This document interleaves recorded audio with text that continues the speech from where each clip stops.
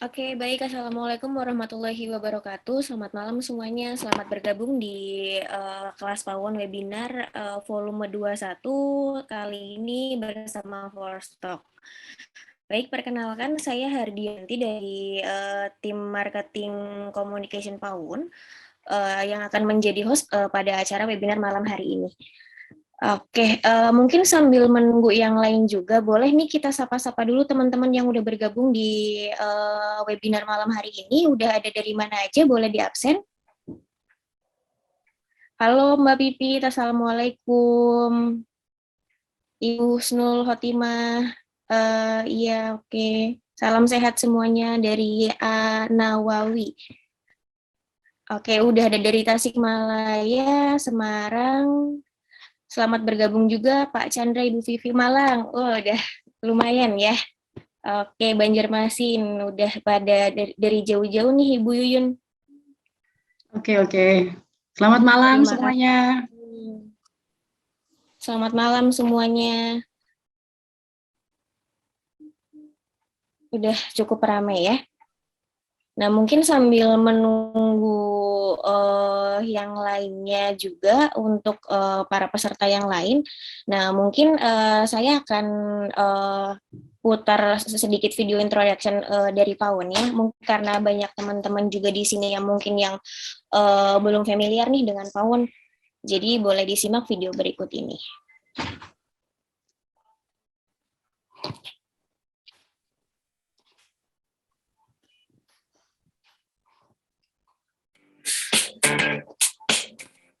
Dulu aku pikir usaha restoran itu bakalan ribet banget.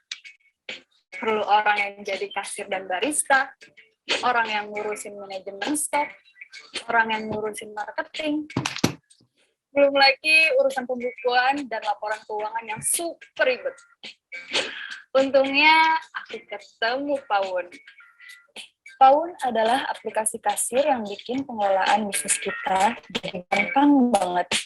Mulai dari sistem pembayaran, pengaturan meja dan pesanan pelanggan melalui wireless ordering, manajemen stok, mulai dari monitoring stok sampai pesan bahan baku langsung dari Pawon. Kita juga bisa mengatur dan menjalankan pemasaran dengan menggunakan Pawon.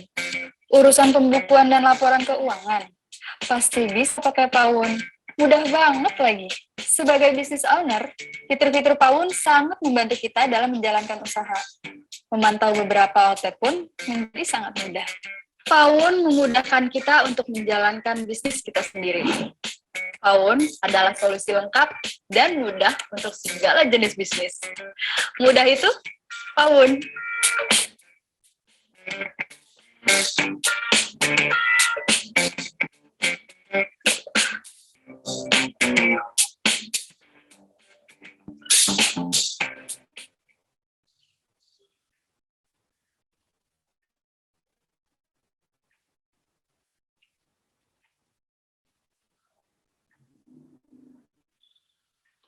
Oke, baik. Jadi itu tadi video introduction dari Pawon.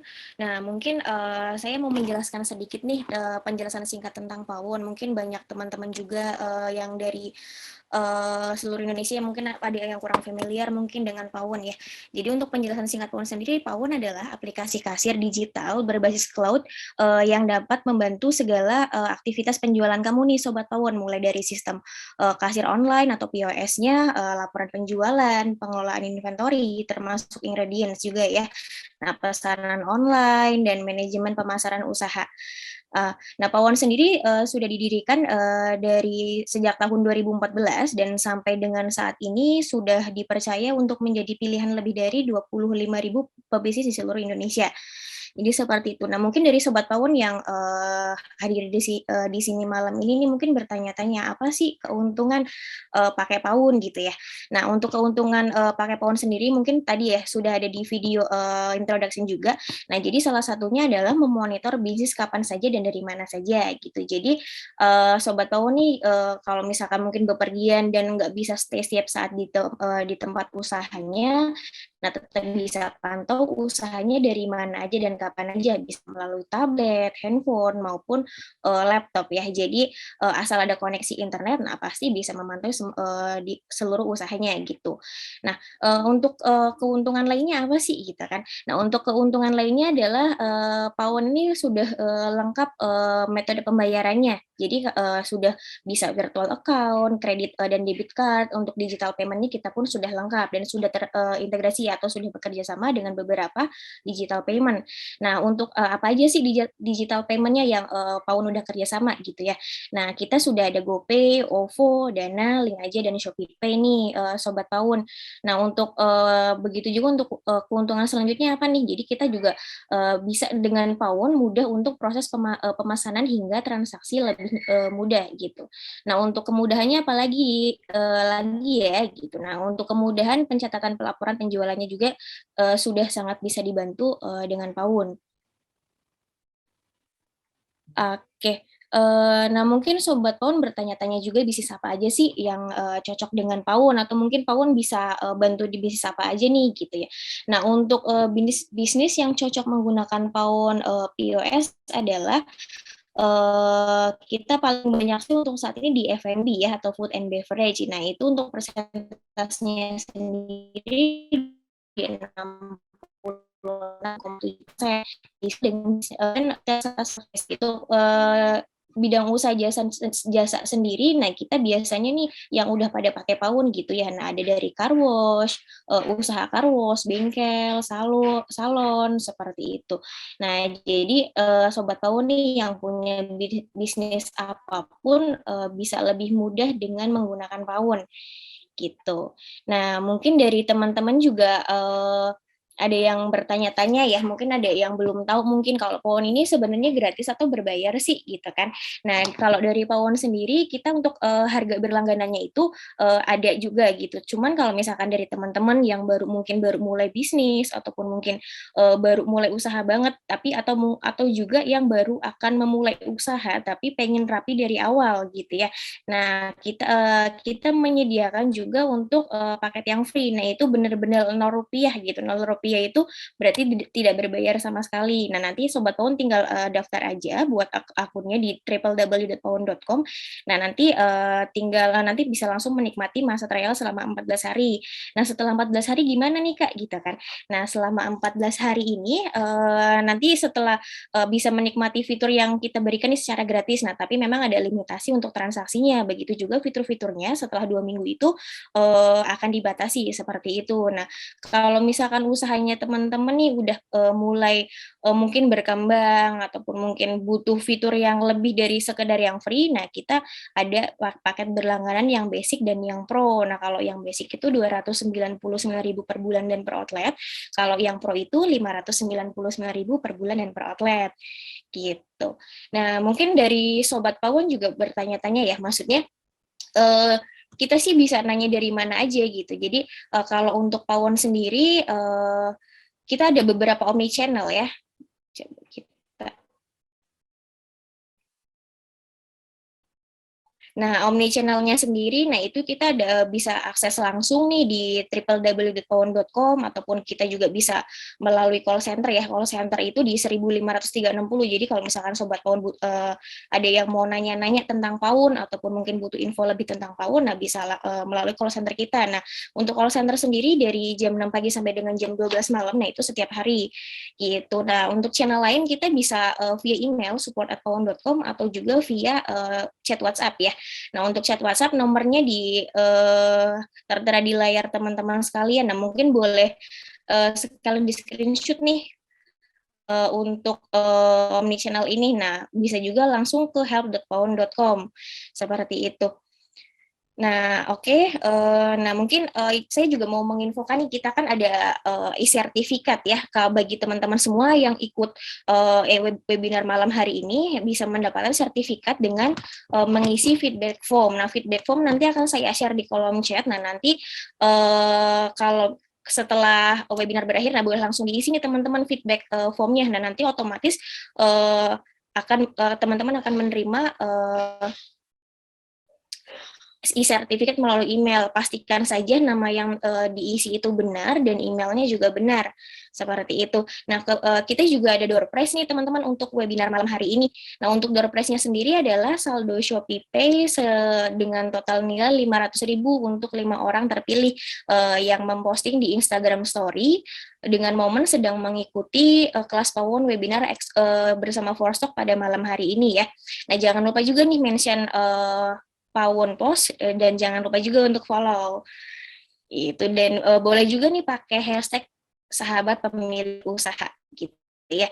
Nah, nanti untuk bagi teman-teman untuk pengumumannya sendiri, nah maksimal 1 kali 24 jam, nah kita akan umumin di Instagram Story. Jadi no worries nih teman-teman, nggak perlu chat ya, maksudnya nggak perlu chat-chat adminnya. Nah, nanti teman-teman tinggal pantengin terus aja nih story Pawon Post. Nah, nanti pemenangnya kita akan umumin. Nah, kalau misalkan sudah diumumin, nah dari tim kita akan ada yang menghubungi teman-teman untuk meminta datanya, seperti itu. Nah, nanti akan diproses untuk pengiriman hadiahnya. Oke. Terus mungkin saya juga ada penjelasan sedikit nih mengenai Forstock-nya. Nah, jadi Forstock merupakan platform omnichannel yang memungkinkan Anda untuk dapat memantau dan mengatur semua toko online dalam satu dashboard nih, teman-teman. Nah, Forstock juga merupakan salah satu partner kita nih pada malam hari ini, dan kita juga sudah bekerja sama dengan Forstock. Nah, mungkin untuk penjelasan lebih lanjutnya nanti ya dengan Ibu Yuyun Yuliana selaku speakers pada malam hari ini. Nah, oke, kalau gitu tanpa berlama-lama lagi, mungkin kita langsung masuk aja ya ke sesi penjelasan lebih lanjut dari Ibu Yuyun Juliana selaku pembicara pada malam hari ini. Ya, untuk topik yang akan kita bahas adalah mudah kelola toko offline dan online, maksimalkan penjualan. Oke, Ibu Yuyun bisa diaktifkan mungkin kameranya? Halo, Ya, Dian. Halo Bapak Ibu semua. Selamat malam semuanya. Ibu. Baik ya. Oke, selamat malam juga ya. Nah, Ibu Yuyun mungkin mau nyapa-nyapa dulu nih teman-teman kita yang udah gabung malam hari ini, sambil nunggu yang lain juga ya.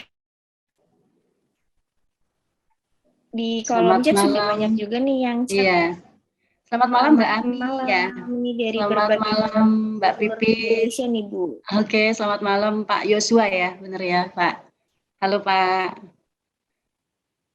Senang sekali ya Mbak Dian ya bisa kenalan dengan banyak Bapak Ibu seller malam ini ya. Mbak Ayu, selamat malam Mbak. Iya nih Bu. Selamat malam Ibu Selamat Ayu malam. Sylvia ya. Ya. Masih semangat ya malam-malam untuk lihat webinar ya. Mantap. Cari ilmu nih Bu, ilmu baru lagi ya kan. Semoga bermanfaat nanti ilmunya ya. Amin. Amin. Oke, nah mungkin mau langsung aja Bu untuk presentnya. Oke, baik. Oke, saya share screen dulu ya. Boleh, silahkan Bu. Sebentar, Baik, masih host di teman-teman, Soundboard ya. tanpa berlama-lama lagi mungkin kita akan langsung mulai ya. Nah, nanti jangan lupa nih teman-teman di screenshot, mungkin screen record juga, jangan lupa update story dan mention dan follow juga ya Pawon Post ya tentunya. Saya boleh disablekan dulu Mbak? Boleh. Ini masih host disable partisipan.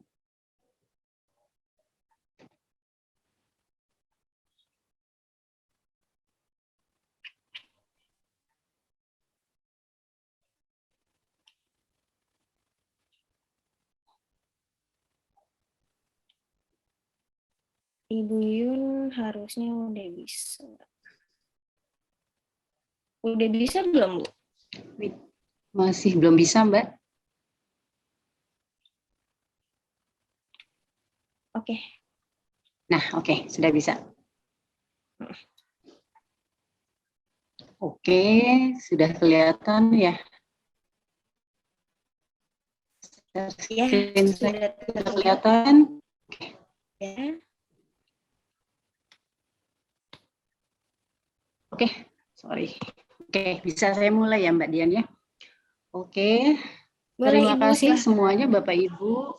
Oke, terima kasih semuanya Bapak Ibu seller semuanya. Salam kenal, saya dengan Yuyun dari Forstock. malam ini kita akan membicarakan mengenai topik online dan offline nih.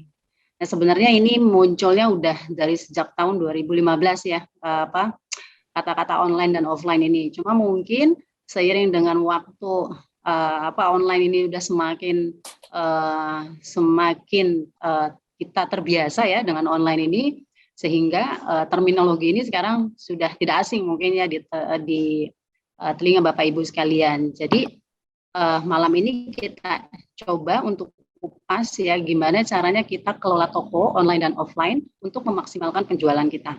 Oke, hari ini agenda yang akan kita bahas adalah yang pertama, apa sih sebenarnya online to offline atau offline to online gitu ya. Lalu apa yang melatar belakangi terjadinya online to offline strategi ini ya kalau kita sebut dalam istilah marketing. Lalu ada lifestyle ya, ada memang eranya ya, retail omnichannel, terus ada pay to purchase yang melatar belakanginya.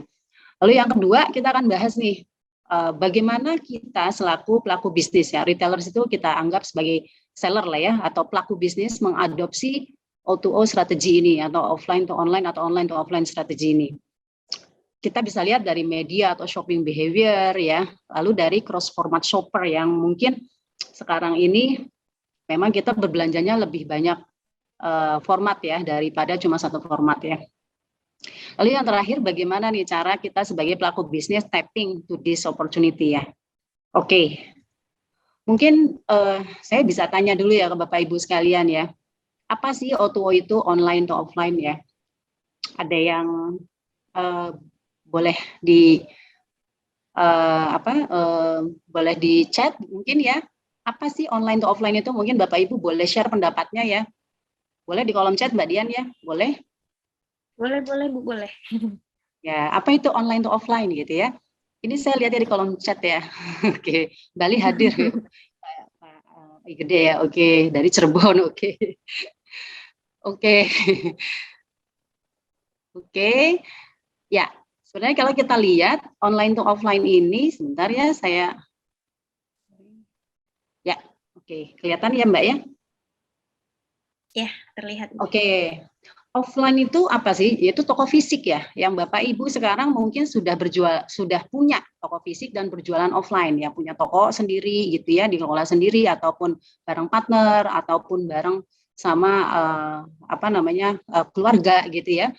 Jadi memang kalau toko offline sendiri kita punya ini sebagai personal touch lah ya. Kita bisa berkomunikasi langsung dengan pelanggan kita gitu ya.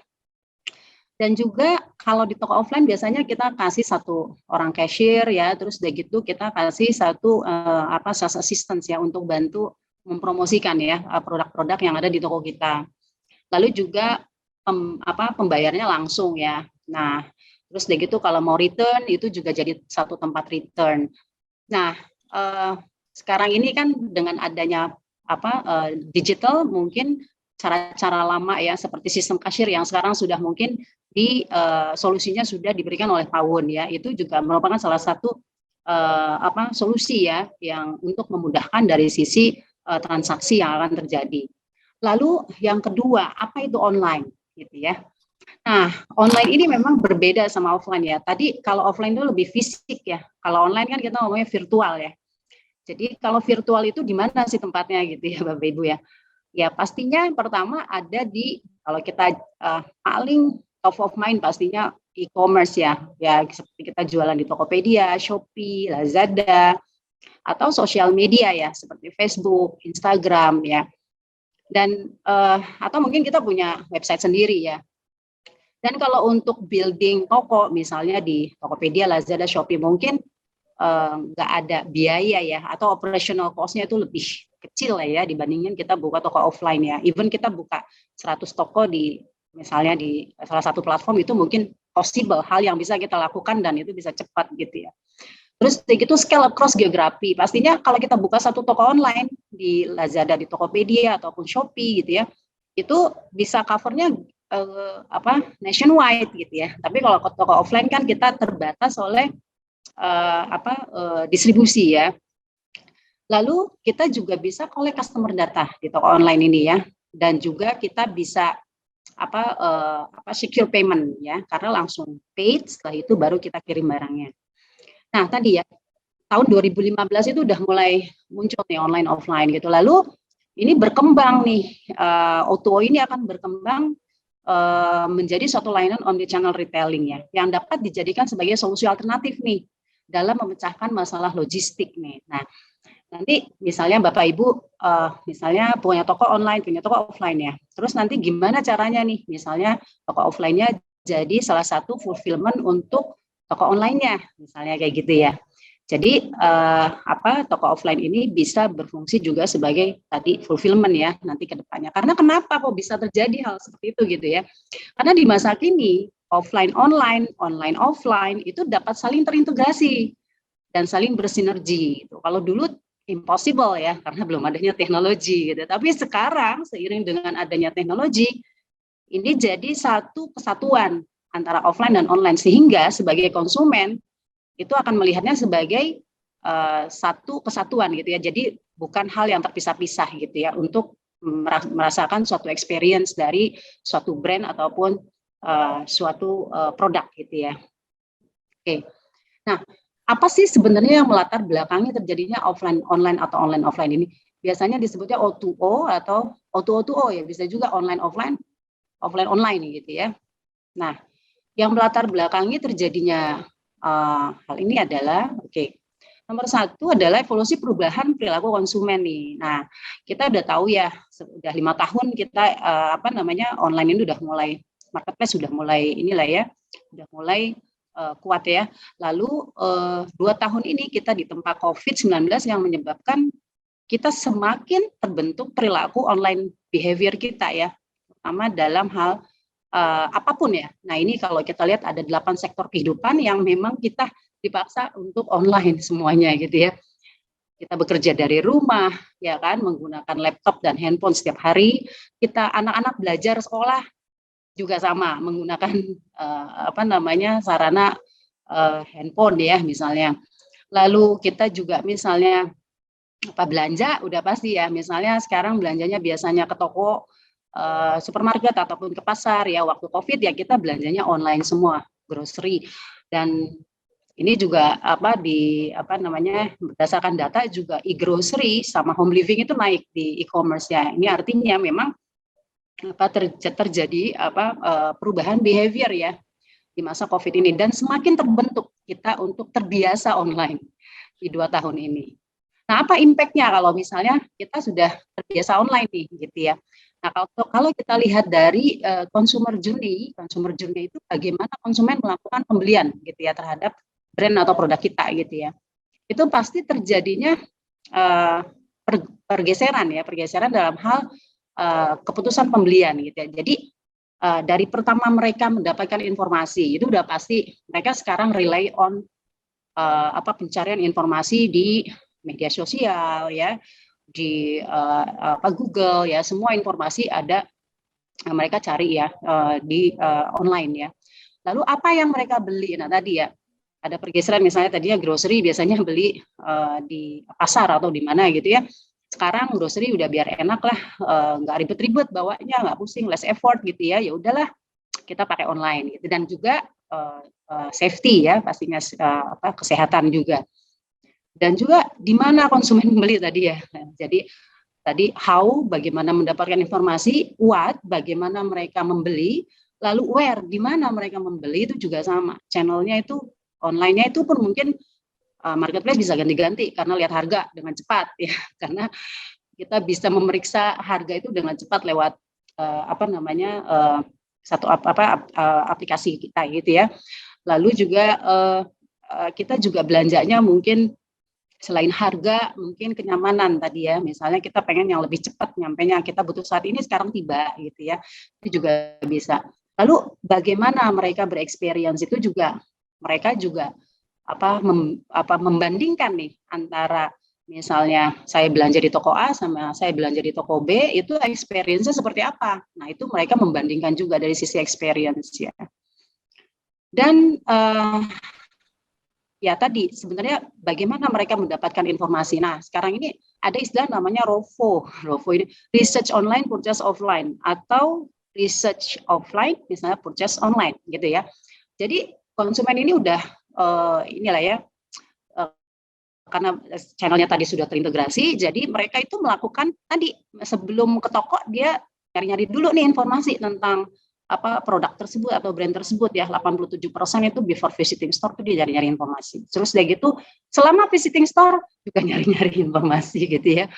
Nah, terus udah gitu after visiting store juga sama. Jadi artinya memang ya terjadi tadi ya mereka pergeseran ini ya ada mereka melakukan research dulu tadi sebelum biasanya ya sebelum ke toko. Nah setelah di toko pun mereka melakukan research. Jadi benar-benar kita sebagai pelaku bisnis ini dituntut untuk memberikan best experience kepada konsumen kita gitu agar mereka tetap stay dengan kita.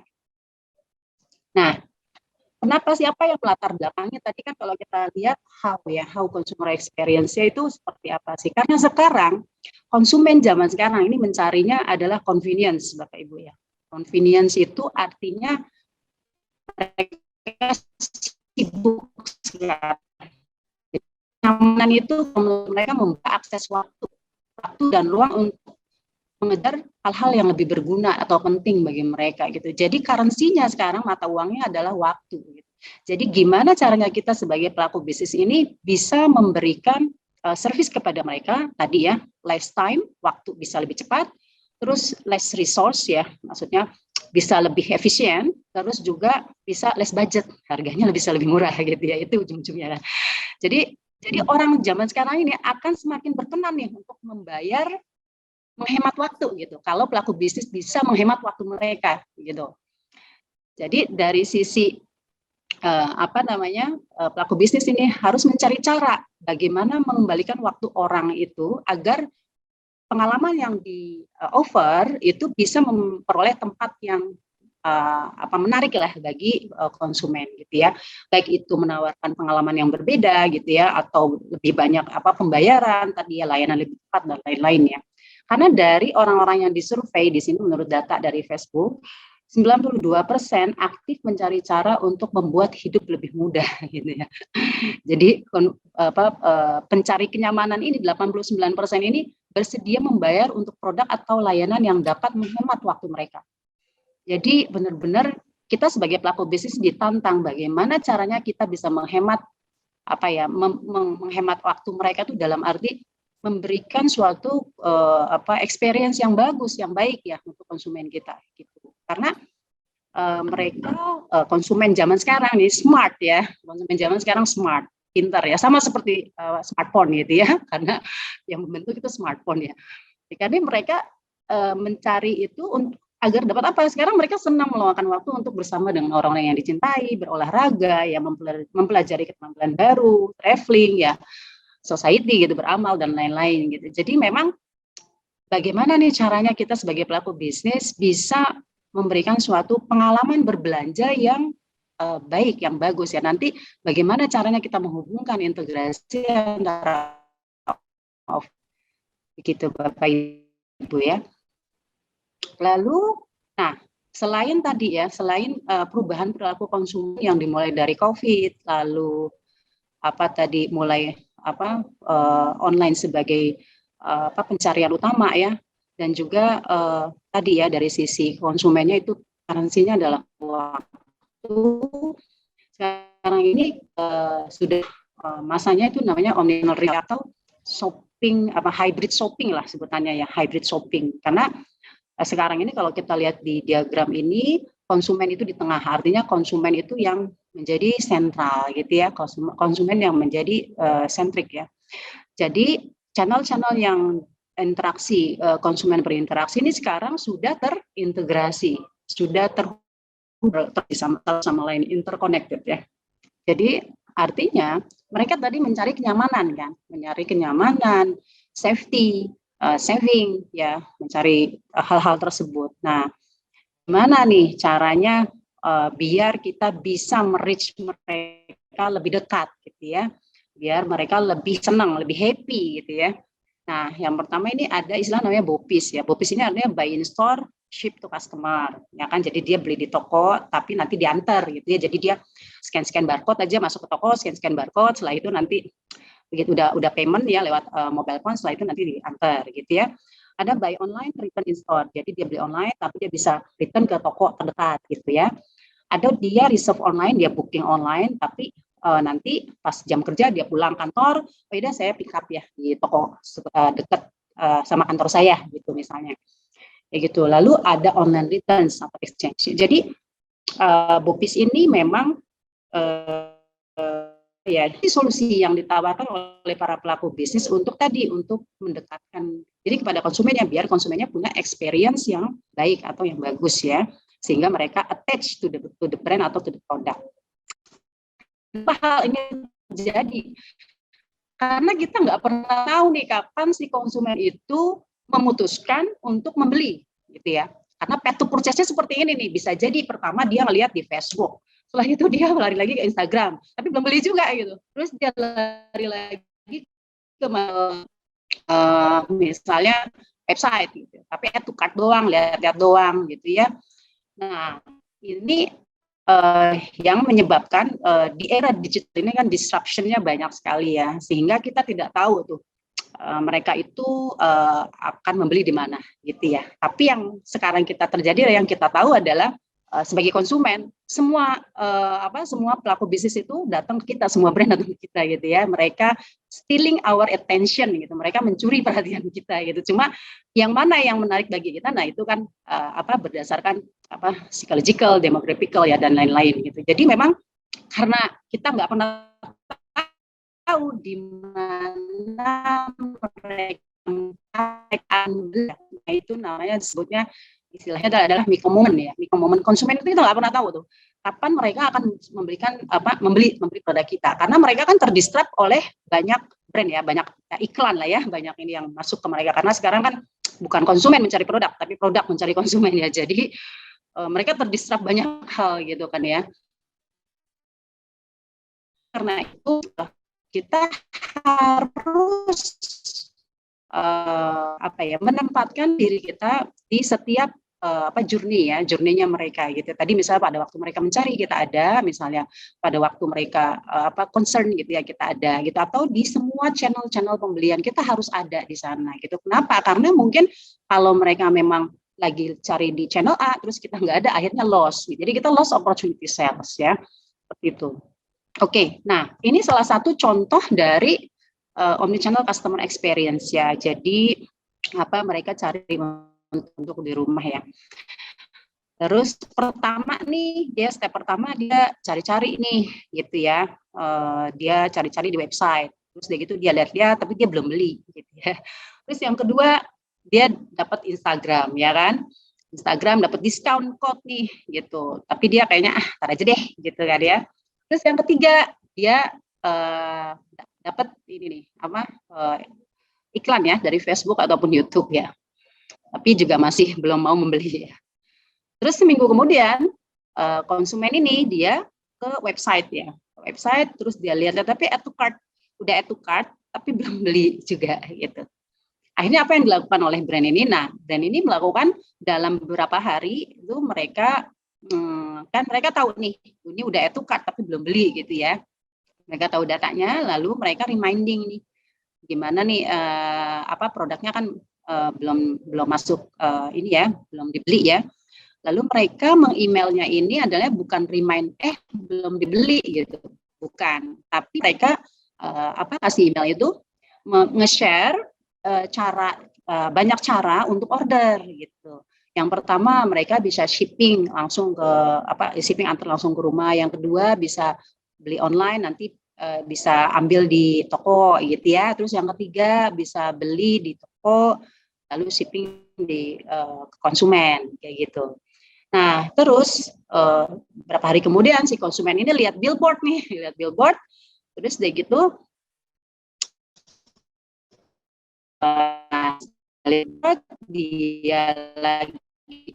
dia ingat lagi dia browse lagi tuh siapa produknya ya, lalu dia dan sampai ke rumah konsumen dan dia happy ya, karena ya itu tadi ya si brand ini atau produk ini menawarkan multiple ways ya untuk order gitu ya. Jadi banyak cara di mana yang ditawarkan itu yang sesuai sama si convenience dari si konsumennya gitu. Jadi maka terjadilah pada waktu mikro momen itu dia di billboard itu terus dia gitu dia mulai teringat dan dia mulai membeli gitu.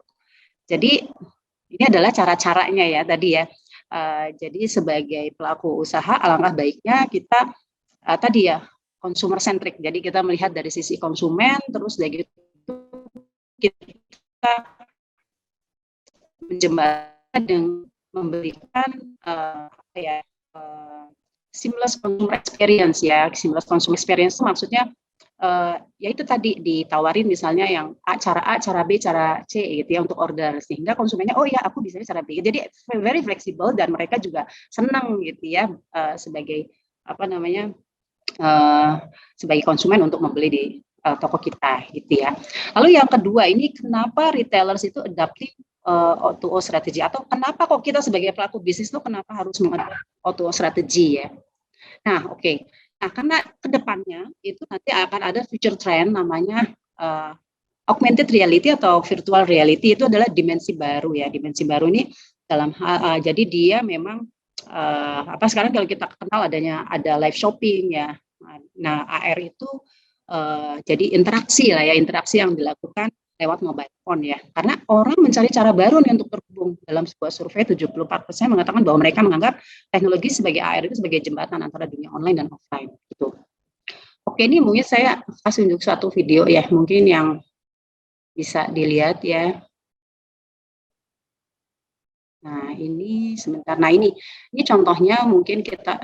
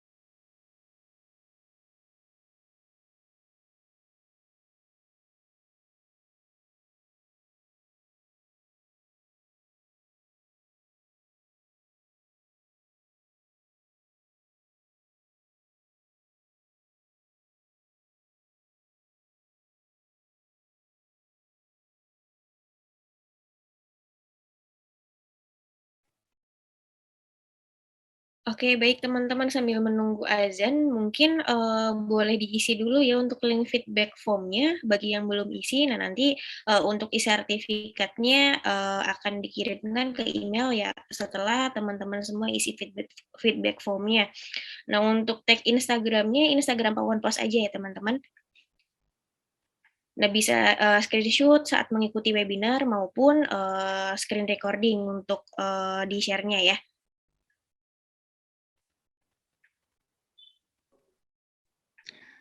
Oke, halo Mbak. Oke. Iya Ibu, Ya. Oke, sebentar ya. Oke, kelihatan lagi ya, share screen saya ya. Sudah ya, oke. Oke, tadi kita lihat ya, apa namanya video mengenai tadi tren kedepannya ya, mengenai AR sama VR ya. Oke, lalu ini yang melatar belakangi kenapa apa sebagai pelaku bisnis kita adopting O2O strategy gitu ya. Jadi impact dari apa COVID-19 itu, kalau kita lihat datanya itu during Ramadan itu memang dari sisi milenial ya kita lihat ya, ini memang lebih banyak membaca atau mencari news ya di device-device gitu ya. Oke. Lalu selanjutnya dari sisi media behavior. Dari sisi media behavior juga terlihat seperti ini ya. Jadi menggunakan WhatsApp, Instagram gitu ya. Lalu watching video online gitu ya, sama using Facebook ya. Itu juga merupakan salah satu media yang apa behavior ya dari sisi media millennials terjadi seperti itu. Karena itu dari sisi pelaku bisnis kita juga harus melakukan apa ya penyesuaian ya dalam hal misalnya tadi medianya mereka sudah menggunakan WhatsApp atau Instagram, kita juga harus adapt to that media. Lalu untuk shopping behavior juga sama ya, mereka juga menggunakan mobile ya ataupun in-store ya. Nah, oke. Di sini kalau kita lihat cross format consumer itu lebih apa namanya lebih menguntungkan ya. Jadi kalau sebagai seller atau sebagai pelaku bisnis kalau kita tidak menjadi multi channel itu bisa mengakibatkan 40% kehilangan kesempatan pendapatan ya. Sedangkan pembeli yang membeli di beberapa channel itu mempunyai 30% lebih tinggi penghasilan perorangannya daripada pembeli di satu channel gitu. Jadi yang harus kita lakukan adalah ini challenge-nya ya. Jadi memang challenge-nya itu pasti mengalami hambatan teknis ya 94% ya. Sehingga tidak dapat diprediksi nih biayanya berapa gitu ya. Jadi nah, kalau kita lihat tadi 75% dari seller itu memiliki tingkat persediaan stok yang tidak accurate ya. Karena tadi challenge-nya itu adalah menyatukan stok antara online dan offline gitu ya. Itu bisa disebabkan oleh overstock atau out of stock atau cancel order ya. Sedangkan 77% seller itu sadar akan pentingnya stok dan membuat stock planning sebagai prioritas. Seperti itu. Nah, ini challenge-nya nih. Ini challenge-nya the growth of online ini memang satu sisi sangat cepat ya. Tapi satu sisi dari sisi sistem itu sangat kompleks ya.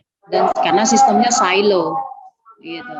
Jadi memang kita sebagai pelaku bisnis harus mencari cara gitu, cara bagaimana silo sistem ini tidak mengganggu dari sisi tujuan atau objektif kita gitu. Nah ini case study-nya ya, salah satu case study kita dengan Java ya. Oke, salah satu case study kita dengan Java di sini di mana mereka melakukan online to offline atau offline to online ya. Jadi mereka punya toko juga. Jadi pertama awal tuh mereka punya toko offline, setelah itu mereka starting untuk mengembangkan usaha mereka di online channel ya. Setelah itu mereka melakukan hybrid tadi ya, belanja di online sama belanja di offline juga seperti itu. Jadi mereka melakukan seamless tadi ya untuk activity-nya. Oke.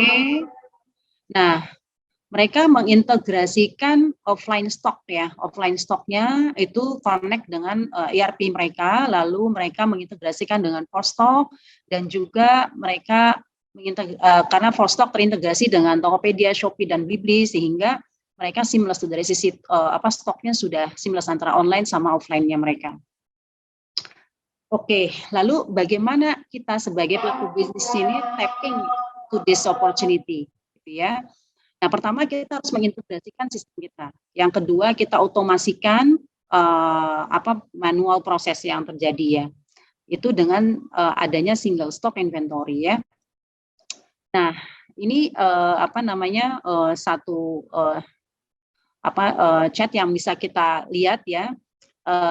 Bisa terintegrasi dengan ForStock sistemnya, lalu kita sync stoknya dengan all B2B atau B2C atau C2C marketplace gitu ya. Lalu dengan storefront-nya, dengan social commerce, juga dengan tadi ya accounting ataupun POS seperti Pawun ya. Jadi kita integrasikan holding operation-nya di sini lewat ForStock. Nah, konsepnya itu single stock inventory. Jadi kalau kita punya stok 23 itu terlihat di seluruh marketplace. Terus kalau kita beli misalnya di Tokopedia 3 gitu ya, jadi tinggal 20, nanti 20-nya juga akan sync gitu ya ke semua marketplace. Nah, ini key features dari ForStock. Jadi dengan adanya tadi ya kita sebagai middleware untuk ke arah koneksi ke marketplace-nya, kita bisa melakukan listing, lalu stock update, order sama shipping management bisa langsung print shipping label, real time sales reporting, customer management, lalu kita juga bisa melakukan price and promotion management, invoice sampai payment rekonsiliasi kita juga bisa lakukan, sampai dengan multi origin ya. Multi origin fulfillment ini yang terbaru ya dari Tokopedia ataupun Lazada, dan juga API untuk integrasi. Nah, ini integrasi kita dengan Pawun nih. Nah, Pawun ini kan sebagai store ya tadi ya, sebagai fulfillment ya. Jadi nanti stoknya di Pawun ini kita share ya, bisa untuk stoknya online dan offline ya. Nanti kita bisa push master produk, update-nya di ForStock. Nanti di ForStock ini yang kita bisa lakukan listing tadi ya. Produk lalu sync stock, adjust price dengan update status order ya. Lalu nanti ada orderan misalnya dari marketplace ini, nanti kita bisa push lagi ke Pawun ya, jadi sehingga nanti stok yang di Pawun juga berkurang gitu ya, yang di POS-nya seperti itu. Nah, ini benefitnya nih antara dengan misalnya Bapak Ibu semua para pelaku bisnis yang hadir malam ini menggunakan Pawun dan ForStock ya. Kita di Pawun ini bisa simplify store inventory dan faster transaction ya, dari payment juga bisa banyak gitu ya. Kalau dari sisi ForStock bisa maximize online distribution untuk increase revenue, bisa juga centralize inventory untuk real time visibility. Nah, ini yang terbaru dari ForStock, kita punya WMS yaitu untuk picking dan packing. Nah, ini sih kalau kita lihat misalnya Bapak Ibu udah punya warehouse management system, ini biasanya flow standarnya ini kan biasanya cetak banyak dokumen ya di sini ya. Karena harus ada pick list, pack list cetak ya, lalu cetak pengiriman. Nah, ForStock ini punya flow baru ya. Jadi kalau begitu order masuk, nanti kita bisa langsung cetak shipping label, nanti langsung pick sama pack-nya ini bisa scan barcode dari shipping label tersebut ya, sehingga memudahkan dalam hal tadi operation lebih cepat ya, terus print juga less dokumen ya, sama less human error ya, karena kita tahu udah pakai mobile apps untuk scanning tadi untuk validasi. Nah, ini picking order di ForStock. Jadi kalau misalnya Bapak Ibu semua punya penjualan masuk ya, udah dibayar di seluruh marketplace, itu bisa scan dari label pengirimannya saja, lalu bisa pilih pesanan, lalu create pick list, lalu nanti bisa scan barcode di sini sampai dengan selesai. Nah, untuk packingnya juga sama, packingnya juga kita bisa scan di label pengiriman ya, nanti kita scan, setelah itu kita selesai gitu ya. Jadi kalau untuk proses pick and pack-nya ini sangat mudah sekali ya. Jadi kita menggunakan scan barcode untuk validasi sehingga tadi ya tidak terjadi kesalahan misalnya antara pick sama pack-nya gitu ya, atau penempelan tadi ya, penempelan dokumennya salah gitu ya sehingga salah kirim gitu ya. Dan juga atau salah item yang itemnya yang diambil salah gitu ya, itu juga bisa terjadi kan ya. Jadi dengan adanya sistem ini lebih meminimalisasi tadi kesalahan-kesalahan yang terjadi selama proses pick and pack tersebut gitu. Nah, oke, ini contohnya ya. Contohnya seperti ini. Jadi Bapak Ibu bisa lihat di sini, bisa di-scan. Lalu di-scan nanti akan muncul ordernya sama SKU location-nya di mana ya. Nah, ini bisa kelihatan seperti ini. Nah, ini untuk pack-nya ya. Kalau pack-nya juga sama. Tadi pick-nya validasi, pack-nya juga harus dilakukan validasi seperti itu. Oke, saya rasa sih cukup ya Mbak Dian ya. Mungkin ini terakhir dari Vostok, kita kasih 30 hari free trial untuk para pelaku usaha atau seller yang ikutan pada malam ini ya. Nanti bisa diklik di registration link di bawah ini atau di chat ya, nanti di kolom chat ya. Gitu sih. Oke. Terima kasih, mungkin Mbak. teman-teman boleh screenshot yang page tadi Bu Yuyun, barangkali teman-teman ada yang mau di screenshot dulu untuk yang page case yang tadi. Terakhir. Ini bukan? Atau ya,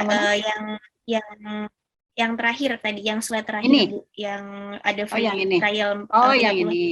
Iya, boleh. Barangkali teman-teman mau ada yang mau screenshot untuk linknya, boleh. Nanti tinggal setelah sesi webinar, nah mungkin boleh mau coba-coba Vostoknya, tinggal diklik aja di link tersebut gitu maksudnya. Ya. Oke, baik Bu. Nah, untuk pertanyaan kita udah banyak banget nih Bu yang mau nanya nih. Sorry ya, tadi di stop aja. Oke. Nggak apa-apa. Nah, dari gimana nih Bu mau pilih sendiri, mungkin kita udah ada 28 pertanyaan dari teman-teman cukup aktif peserta webinar malam hari ini nih Bu. Ya, oke. Mungkin kita bisa pilih beberapa pertanyaan ya sambil kita cari-cari. Oke. Iya, banyak banget ya pertanyaannya ya. Oke. Iya nih Bu. Ini ada yang untuk Pawun, ada yang untuk Vostok juga ya. Ya, nah mungkin yang untuk lebih ke topik malam hari ini aja mungkin ya Bu ya. Jadi supaya semuanya terjawab gitu. Oke. Ini dari Bu Dona ya mungkin. Jika kita memiliki bisnis di ruang nyata dan ruang digital, manakah cara efektif untuk mengkolaborasikan bisnis kita di ruang nyata dan digital ya? Dari segi promosi sudah berbeda pastinya. Bagaimana pandangan Win? Oke. Agar bisnis kita online atau offline tetap mampu bersaing sehat dan kompetitor lain. Oke. Jadi gimana caranya menyatukan antara online dan offline gitu ya? Nah, misalnya Ibu tadi misalnya kan jualannya di marketplace ya. Kalau di marketplace itu kita misalnya itu udah pasti kan kita fokusnya di online ya. Nanti mungkin offline-nya itu fulfillment-nya di toko Ibu gitu ya, di toko nyatanya Bu Dona. Tapi kalau misalnya Ibu punya website, nah website-nya misalnya Ibu mau integrasiin nanti sama offline-nya itu juga bisa. Misalnya contoh Ibu website-nya nanti dikasih promo misalnya 30% kalau vouchernya itu bisa digunakan 30% voucher itu diinformasikan di website Bu. Terus nanti konsumen itu bisa bawa ke vouchernya bisa ditukar di toko offline-nya. Nah, itu juga bisa itu Bu. Jadi bagaimana bersaing sehat dengan kompetitor lain ya? Oke, kalau nah ini ada dua nih Bu. Kalau misalnya Ibu retailer ya artinya kan bersaingnya itu dalam harga pastinya ya Bu ya. Tapi kalau misalnya Ibu misalnya pemilik brand gitu ya atau brand owner gitu ya, artinya kan pasti bersaingnya itu dalam hal mungkin tadi ya experience gitu ya Bu ya, gitu ya.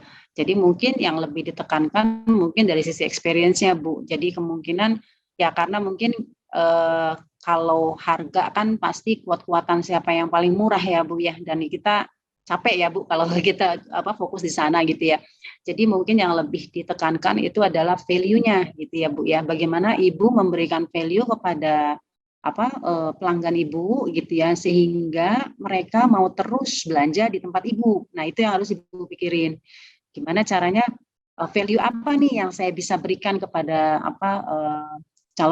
kepada konsumen saya atau calon konsumen saya. Nah, memang dari data Bu, sekarang ini yang paling penting adalah Ibu bagaimana caranya mempertahankan existing customer, karena mendapatkan new customer itu lebih mahal Bu daripada mempertahankan existing customer. Jadi kalau bisa Ibu misal udah punya pelanggan yang banyak, itu dipertahankan tuh. Gimana caranya mereka juga bisa misalnya merasakan belanja di toko offline Ibu, biar Ibu ada personal in touch misalnya, seperti itu ya Bu ya. Jadi hal-hal seperti itu sih Bu yang harus digali lebih dalam lagi gitu ya, kepada konsumennya ini, konsumen saya ini misalnya Ibu punya 100 konsumen, konsumennya nih misalnya 50 ini yang baru nih, konsumen baru, ternyata 40 yang loyal nih. Nah, yang loyal ini saya kasih kartu diskon atau apa, kalau mereka belanja repeat lagi nih saya kasih potongan diskon lebih banyak gitu. Atau kalau mereka bawa orang untuk belanja lagi di tempat Ibu, nah Ibu kasih lagi misalnya diskon yang lebih bombastis lagi. Nah, hal-hal seperti itu yang bisa Ibu lakukan untuk tadi engage terus ya sama konsumen Ibu ya. Jadi kalau konsumen itu ada 3 Bu, ada yang pertama prospek, ya dia belum jadi konsumen Ibu. Nah, itu gimana caranya Ibu memberikan value kepada mereka ya. Terus yang kedua itu yang new user, itu yang memang Ibu dapat tuh, Ibu baru dapat gitu ya, dia beli lah ya, udah beli sekali lah gitu ya, atau 2 kali gitu ya Bu ya. Nah, itu gimana tuh caranya Ibu bikin program yang baik buat mereka. Terus yang ketiga itu adalah loyal user. Loyal user itu artinya dia udah beli beberapa kali dan belinya banyak gitu tempat Ibu. Nah, itu misalnya Ibu kasih tadi kartu member, atau dia kalau dia refer lagi ke temannya buat belanja lagi di tempat Ibu, Ibu kasih ini lagi cashback atau apapun yang menarik buat mereka. Seperti itu sih Bu Donah ya. Semoga menjawab ya Bu ya. Oke, saya kasih tanda answer live ya. Benar ya Mbak Dian ya? Oke.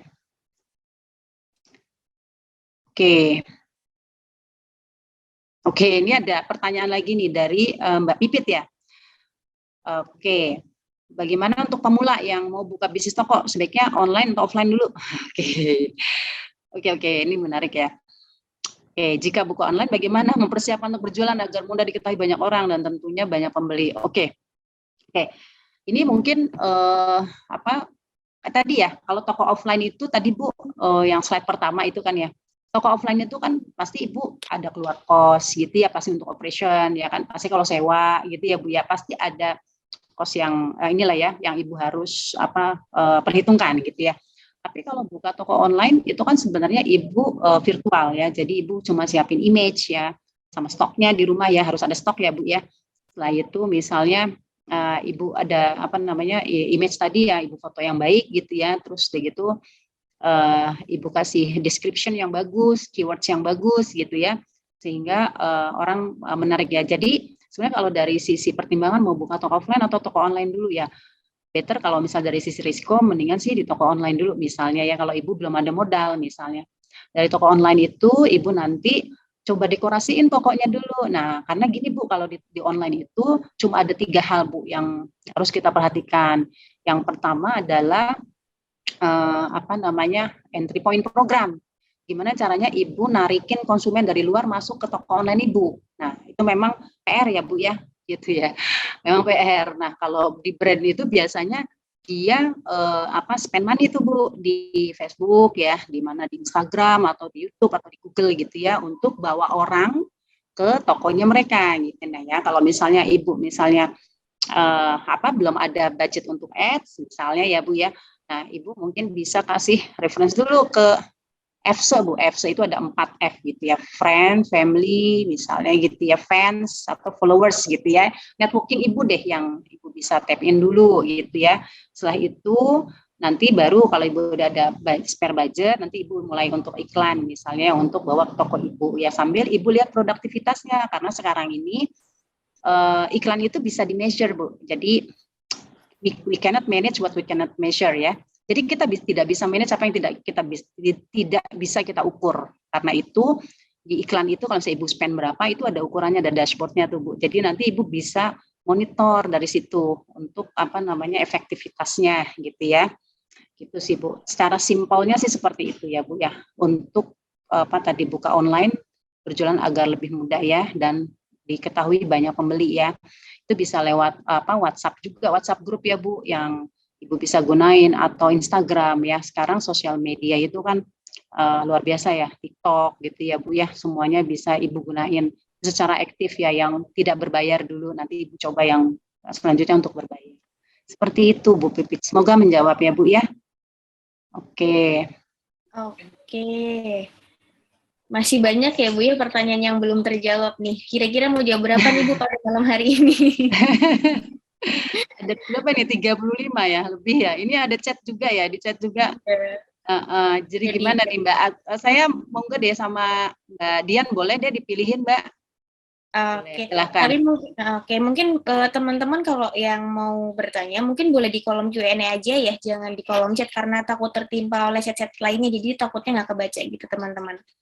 Jadi minta tolong di kolom Q&A aja teman-teman. Ya, di chat juga banyak nih Mbak. Iya sih Bu. Kita bingung ya, yang mana yang mau dijawab duluan nih. Makanya ini scroll dulu mungkin ya Bu ya. Ya, coba kita ini dulu ya, lihat-lihat lagi. Tadi mungkin yang agak mirip, mungkin mirip lah ya tadi ya.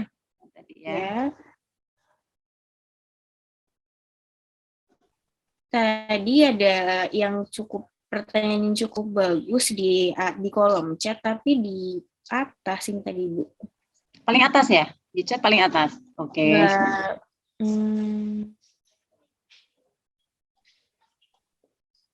Di chat ya, oke. Oh, tadi ada yang jawab nih, Bu Nur nih. Online penjualan di marketplace atau aplikasi offline tatap muka. Ya, benar Bu.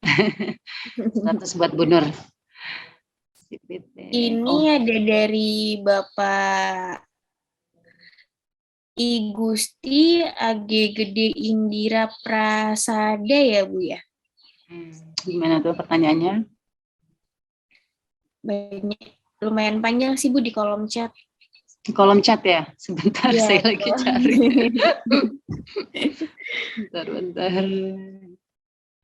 Sebentar. Selamat malam, perkenalkan. Oke.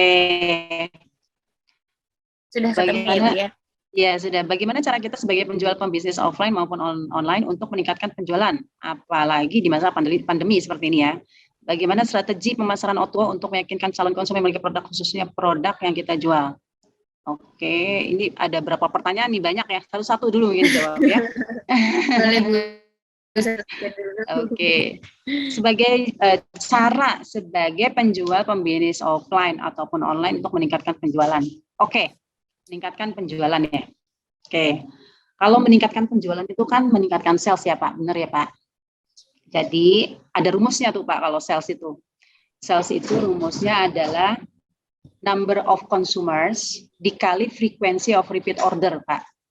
Number of customers ya, consumers dikali frequency of repeat order. Nah, berarti yang harus Bapak lakukan adalah tadi menambah banyak konsumen tadi ya, baik di online maupun di offline gitu ya. Di online caranya misalnya Bapak tadi promonya lebih banyak gitu ya, untuk grabbing tadi yang first trial tadi ya. Promonya bisa macam-macam tuh Pak, bisa promonya kayak voucher for followers dan lain-lain gitu ya Pak ya. Di situ ada ya flexi combo atau ada tiering ya, tiering diskon ya gitu misalnya gitu. Jadi itu dulu. Jadi Bapak lakukan itu dulu. Terus itu cara untuk number of customers-nya digedein dulu Pak. Number of customers-nya digedein dulu. Terus frequency of repeat order. Nah, semakin gimana caranya nih meningkatin basket size lah kita sebutnya Pak kalau di e-com ya. Basket size-nya itu gimana caranya biar lebih banyak dia beli gitu kan. Nah, itu misalnya Bapak bikin kayak program-program misalnya yang berkaitan sama loyalty, misalnya subscription, misalnya Bapak bikin subscription itu dalam misalnya setahun itu bikin dia belanja 4 kali itu, kalau belanjanya konsisten dapat diskon berapa, misalnya kayak gitu ya Pak ya. Jadi gimana caranya ningkatin frequency of repeat order tadi. Jadi number of customer, frequency of repeat order. Nah, kalau dikali itu terjadilah sales Pak. Gitu. Nah, itu gimana caranya di online sama di offline gitu pertanyaan selanjutnya ya. Ya, di online tadi ya Pak bisa melakukan tadi attractive promo ya. Attractive promo itu yang terjadi di marketplace ya. Jadi attractive promo itu bisa tadi ya berupa diskon, promotion gitu ya. Lain-lain, atau sekarang ini image is the king ya. Jadi jangan lupakan image, karena image itu atau visual, kalau kita sebut visual itu loh Pak, banner-banner yang ada di toko kita. Nah itu juga salah satu faktor untuk bisa terjadi konversi gitu Pak ya. Jadi itu juga harus diperhatikan tuh. Jadi kalau di toko offline kan kita ketahuan nih, bannernya ini ada logonya apa ya Pak ya. Tapi kalau di online enggak. Yang kita lihat adalah yang dari panca indera kita ini Pak, yang kita gunain cuma mata Pak, begitu belanja online. Tapi belanja offline semua merasakan ya, baunya, misalnya datang ke toko misalnya bau atau apa gitu ya, itu panca indera kita semua ini. Tapi kalau online kita panca inderanya pertama mata dulu Pak. Setelah itu image-nya makanya harus bagus. Setelah bagusin image-nya, setelah itu baru biasanya lihat promonya gitu ya, image-nya, image begitu lihat tokonya, wah tokonya cakep nih gitu ya, image-nya bagus, rapi, tulisannya semuanya oke gitu ya, warnanya senada gitu ya. Nah, baru nanti lihat scroll down, pasti lihat harga, banding-bandingin harga. Biasa konsumen zaman sekarang kan gampang Bapak ya, gitu. Nah, itu yang untuk online. Nah, kalau misalnya Bapak mau bawa tadi online itu pelanggan online misalnya ke offline, ya tadi Bapak bisa tawarkan beberapa voucher ataupun misalnya bisa diantarkan dari toko terdekat Bapak gitu ya. Misalnya kayak gitu Bapak buka servis seperti itu. Kalau toko Bapak misalnya untuk cover geografinya misalnya beberapa, misalnya toko Bapak ada di beberapa area gitu. Misalnya kalau Bapak misalnya baru cuma satu toko ya misalnya, berarti untuk di daerah situ aja yang Bapak bisa cover gitu ya, misalnya kayak seperti itu sih Pak. Gitu. Jadi meningkatkan penjualan itu tadi rumusnya adalah sales itu rumusnya adalah number of customers, gimana? Jadi Bapak harus banyakin number of customers dikali frequency of repeat order ya Pak. Frequency of repeat order ini didapatkan dari tadi itu ya Pak, promosi-promosi ya, atau active promotion yang Bapak lakukan. Gitu Pak. Oke. Bagaimana strategi pemasaran O2O untuk meyakinkan konsumen memiliki produk? Ya, itu ya. Jadi tadi kan sebenarnya O2O ini mempermudah Pak, memberikan kenyamanan kepada konsumen. Jadi gimana caranya nih memberikan kenyamanan kepada konsumen gitu ya. Jadi mereka belanja itu tadi bisa mereka belanja online, bisa pick in store misalnya, atau mereka belanja belanja online tapi return bisa di store kayak gitu kan Pak. Itu meyakinkan ya tadi ya. Kalau meyakinkan itu mungkin tadi kan kalau udah ada number of customers, diyakinkannya itu dengan tadi promotion atau kegiatan marketing ya Pak, atau communication Pak gitu ya. Jadi mungkin komunikasinya Bapak harus lebih lebih ibaratnya komunikasinya itu yang dilakukan harus lebih sharp ya, lebih precise lah kita sebut ya. Karena gini, kalau di digital itu enaknya Pak, di online itu kalau di offline kita nggak bisa punya database customer ya. Tapi kalau di online kita punya database customer dan kita bisa bikin segmentasi Pak. Misalnya segmentasi orang yang baru beli tadi, misalnya Bapak mau apain, orang yang sudah 3 kali beli mau diapain, yang berkali-kali beli mau diapain, gitu. Kasih promonya beda-beda gitu sih Pak. Semoga menjawab ya Pak ya. Gitu. Apa saja risiko? Oke, ini banyak banget soalnya. Banyak. Oke, ya, mau ganti atau gimana nih Pak Gede? Makasih banyak Pak, pertanyaannya bagus sekali Pak. Semoga menjawab ya Pak yang saya informasikan. Terima kasih, Pak. Oke. Oke, baik. Mungkin untuk di kolom chat kita satu atau dua lagi ya Bu ya jawabnya. Boleh. Nah, tadi nih saya lihat ada pertanyaan cukup menarik nih Bu Yuyun nih dari Ibu Desi Etsa. Nah, Ibu Desi Etsa dari Singkawang Bu. Pertanyaannya bagaimana cara mempertahankan bisnis dengan merek yang tidak populer? Dan apakah penjualan online harus menggunakan jasa vlogger supaya lebih menarik? Nah, mungkin boleh dibantu Bu Yuyun. Jasa blogger ya, oke. Vlogger. Oke. Mereknya belum populer ya Bu ya, oke. Bu, kalau mereknya belum populer ya berarti artinya kita harus building awareness Bu. Karena kalau dalam ilmu marketing itu cuma ada 3 Bu, awareness, consideration, conversion Bu, gitu ya. Jadi awareness, consideration, conversion. Jadi belum terkenal kan, ya jadi harus building awareness dulu gitu. Cuma enaknya Bu, kalau di digital itu Ibu bisa building awareness sampai dengan conversion gitu. Nah, gimana nih caranya gitu ya? Berarti kalau seperti itu mungkin bisa tadi pertama networking kita dulu, networking tiring 1 kita dulu aja yang dipilih ya. Networking tiring kita yang ada, setelah itu nanti yang tiring kedua mungkin di sosial media yang tadi mungkin ya itu tergantung budget ya Bu ya. Kalau misalnya kita bicara marketing itu untuk komunikasi itu tergantung budget yang kita punya ya. Tapi kalau kita mau misalnya belum berbayar dulu tadi networking, yang kedua sosial media yang unpaid ya kan.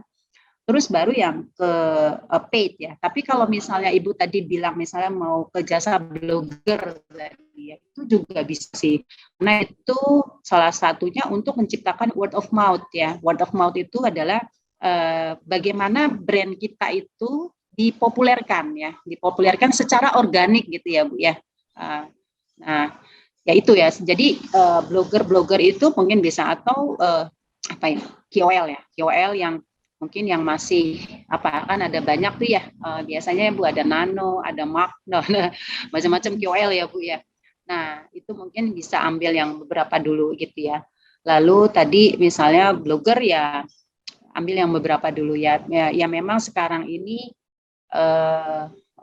apa ya lebih ke arah konten ya Bu, konten writingnya itu yang bagus ya. Mungkin ya ya Ibu perhatikan lagi dari sisi kontennya ya Bu, karena kedepannya itu salah satu feature yang akan terjadi itu trennya adalah di konten Bu. Ya konten itu harus lebih oke ya dalam hal kita berjualan gitu ya, sehingga tadi Bu kalau dalam produk itu kan kalau di produk kemasan itu sales itu kemasan itu adalah salesman yang berjalan ya gitu ya Bu ya.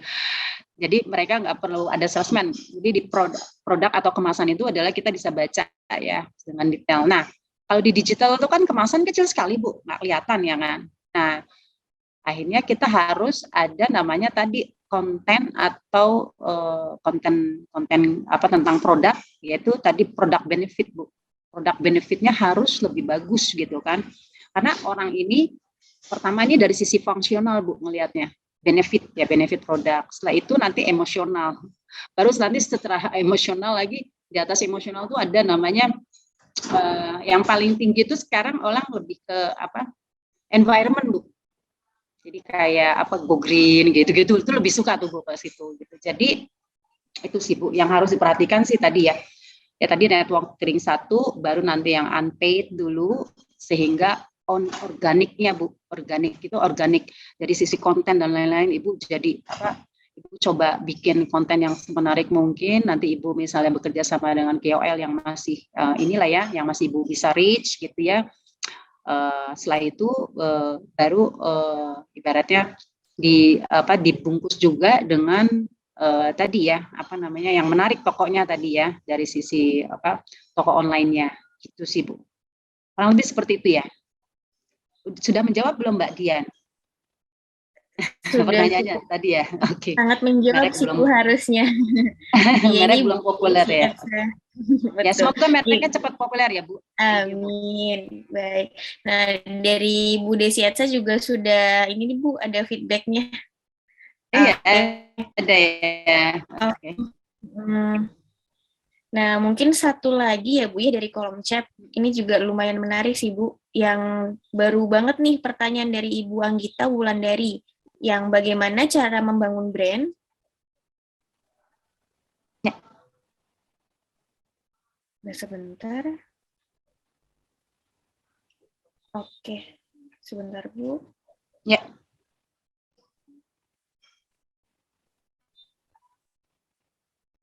Tadi bagaimana cara membangun brand?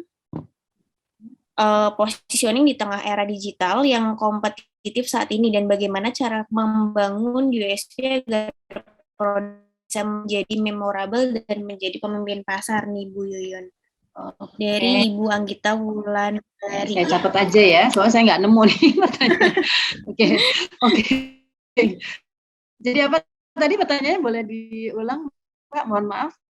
Bagaimana cara membangun brand positioning di tengah era digital yang kompetitif saat ini, dan bagaimana cara membangun USP agar produk kita bisa menjadi memorable dan menjadi pemimpin pasar. Membangun brand positioning ya.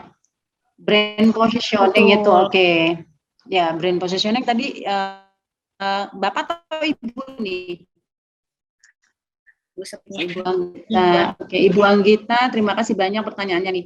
Ini brand positioning, oke. Kita mau positioning itu artinya bagaimana kita mau brand kita di posisinya di mata konsumen gitu ya, atau di benak konsumen ya.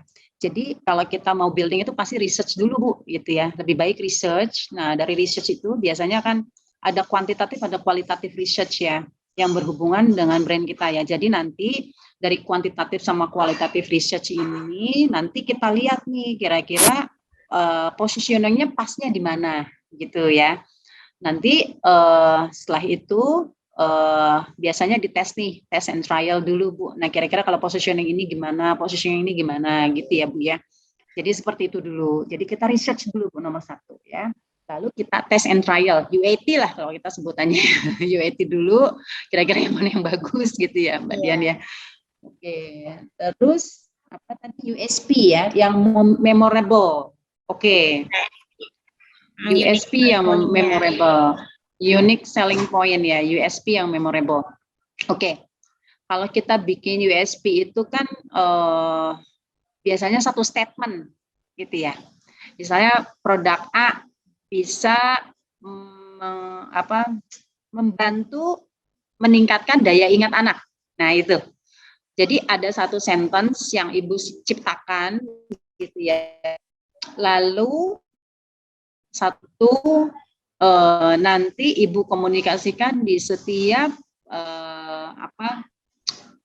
di setiap komunikasi yang Ibu building ya konsumen gitu. Jadi USP itu kan unique selling point yang berhubungan sama produk and benefit ya tadi ya. Jadi produknya apa, benefitnya apa, nah itu baru dibikin USP-nya, unique selling point-nya apa. Nah itu biasanya sih nanti setelah dapat, nah itu satu sentence itu nanti Ibu komunikasikan ya. Nah untuk bisa memorable, ya itu Bu bikinnya yang mudah ya. Maksudnya yang sesuai sama produknya Ibu juga ya. Memorable tuh biasanya sih satu sentence dan dia memang dia memang sebagai solusi ya, sebagai solusi bagi konsumen painful-nya gitu sih Bu. Gitu ya. Tadi contohnya itu kayak satu sentence itu membantu meningkatkan apa gitu ya. Jadi itu sih yang yang bisa Ibu buat ya, seperti itu sih Bu. Oke, biar lebih mudah diingat ya, satu sentence saja, jangan banyak-banyak Bu USP-nya ya. Kalau terlalu banyak malah justru nanti nggak memorable gitu kan. USP-nya itu, dan berkaitan sama produk. Jadi produk benefitnya Bu. Kalau misal produk benefitnya misalnya ada kandungannya namanya misalnya nih ya, kalau produk susu ya misalnya ada kandungannya namanya kolin. Kolin itu untuk meningkatkan memori gitu ya. Nah itu dikaitkan tuh produk A membantu meningkatkan daya ingat anak karena ada kolin itu gitu kan. Gitu Bu. Kayak gitu Bu, hubungannya kayak gitu. Oke. Baik, Ibu Anggita sudah terjawab ya Bu ya pertanyaannya. Oh ya, baik, makasih. Ya sama-sama Bu Anggita. Makasih kembali Bu. Oke. Oke, nah kita mau beralih kemana nih Bu Yun? Di kolom chat atau di Q&A nih? Ke Q&A boleh. Boleh. Mungkin dari Ibu nih Bu, soalnya tadi saya agak ke-live ya, jadi ada pertanyaan yang nggak tampil nih, ada yang hilang, jadi nggak semuanya tampil di saya nih Bu. Untuk Oke, kolom bentar. Q&A ya? Oh ini udah tadi ya.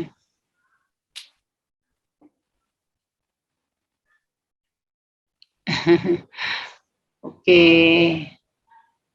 Oke, nih ada pertanyaan dari Bu Sri Puji Rahayu ya. Strategi yang dilakukan dengan melakukan e-commerce dan bagaimana cara meningkatkan penjualan melalui web e-commerce. Oke.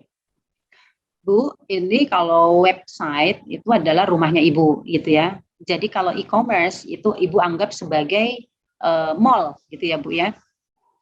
Nah, jadi melalui website itu banyak sekali Bu yang Ibu bisa lakukan di website itu ya Bu ya. Website itu bisa karena itu adalah kanal Ibu sebagai rumah Ibu lah ya. Rumah misalnya Ibu punya brand A gitu ya, rumah brandnya Ibu gitu. Jadi nanti begitu ada penjualan dari marketplace, Ibu bisa masukin ke website tersebut ya. Ibu bisa di website itu meng-create journey tadi ya. Misalnya Ibu bisa pertama misalnya dia udah masuk nih, setelah itu dia melakukan pembelian lagi nggak gitu kan. Ibu harapin pertama misalnya dia jadi member, setelah dia jadi member, dia melakukan pembelian lagi nggak gitu kan. Oh, dia belum beli-beli nih. Nah, Ibu harus apain tuh orang yang belum beli-beli tuh, gitu kan. Padahal udah tertarik nih, udah masuk di website Ibu, tapi belum melakukan pembelian. Nah, Ibu mau apain tuh? Kayak tadi kan contohnya kasih, misalnya dia belum bayar gitu, kasih cara-cara pembayaran tadi ya, bisa buy in store atau return in store gitu ya, pick in store gitu ya Bu ya. Kayak gitu Bu. Jadi kalau marketing bagaimana caranya meningkatkan di website itu pastinya karena itu rumahnya Ibu, jadi Ibu bisa melakukan berbagai macam promosi ya. Tadi ya Ibu melakukan bisa untuk edukasi dulu, misalnya edukasi produknya, setelah itu masuk ke produknya, dijelaskan function and benefitnya, lalu bagaimana caranya Ibu meng-create promotion yang kira-kira mereka mau membeli gitu sih Bu. Kurang lebih seperti itu Bu. Nanti websitenya itu pun bisa diintegrasikan dengan for stock. Jadi nanti ada Tokopedia, Lazada, Shopee, Bukalapak, website gitu ya. Dan stoknya bisa disinkron semua Bu. Gitu. Jadi Ibu nggak perlu alokasi stok di masing-masing misal website stoknya harus berapa gitu, di Tokopedia berapa, itu nggak perlu. Jadi Ibu saya punya stok 100 nih fisik, 100 di-share aja semuanya Bu. Jadi nanti kalau ada pembelian di salah satu channel bisa tersinkron, terdidak otomatis Bu. Jadi gitu Bu. Jadi lebih enak itu ya. Jadi kalau untuk website seperti itu Bu. Jadi bisa melakukan promosi yang tadi ya untuk prospek, user, ex-user ya atau loyal user gitu Bu. Gitu kurang lebih seperti itu ya Bu ya. Semoga menjawab ya Bu. Oke. Ibu Sri Puji Rahayu, semoga menjawab ya Bu ya, jawaban dari Bu Yuyun. Nah, berapa lagi nih Bu kita akan jawab nih Bu pertanyaannya nih Bu. Berapa lagi nih ya, bentar-bentar. Ada yang baru nanya juga barusan di kolom Q&A.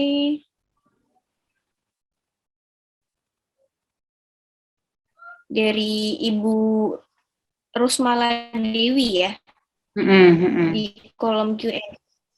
Nah, bagaimana cara memberi awareness dan bagaimana cara meningkatkan engagement konsumen nih Bu Yuyun? Okay. Apakah sudah terjawab di pertanyaan sebelumnya? Atau baru lagi nih Bu? Ya, ini sebenarnya sama kayak tadi ya, membangun brand awareness itu memang bukan hal yang mudah ya, memang ya. Jadi jadi Ibu bagaimana caranya meng-create demand lah ya Bu ya, kalau kita sebutnya. Walaupun misalnya mereka belum tahu gitu kan.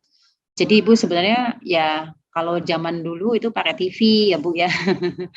TV kan reach-nya luas. Sekarang digital Ibu bisa ya itu tadi ya, membangun brand brand personanya Bu. Brand personanya Ibu misalnya tadi dimulai dari apa itu? Misalnya Ibu cerita storytelling lah tentang brand Ibu gitu ya. brandnya ini didirikan misalnya tahun berapa, terus isinya kontennya apa aja, sangat menyegarkan. Nah, itu USP-nya di apa namanya di ini lagi ya, di apa ditonjolkan kembali ya. Terus kalau untuk engage ya pastinya ya melakukan komunikasi yang intens, Bu. Jadi komunikasi itu ada dua, Bu. Komunikasi berdasarkan time lah ya, sama konten komunikasinya gitu ya. Jadi Ibu harus pikirin dua itu. Waktunya kapan, komunikasinya apa gitu, Bu. Jadi misalnya contoh kalau engagement itu pada waktu ulang tahun, Ibu kirimin deh misalnya selamat ulang tahun, terus deh gitu Ibu kasih misalnya voucher atau apa yang menarik untuk dia belanja gitu ya Bu ya. Itu juga bisa salah satu ininya. Jadi engage itu bisa apa namanya tadi ya, bukan melulu hal-hal yang bersifat promosi ya, tapi bisa juga bersifat emosional ya Bu ya. Emosional itu tadi ya misalnya birthday gitu ya, atau misalnya tadi misalnya ada misal anaknya ada misalnya dia melahirkan atau apa misalnya yang ibu misalnya tahu gitu datanya, itu juga bisa dijadikan apa namanya dijadikan ini ya, dijadikan engagement ya.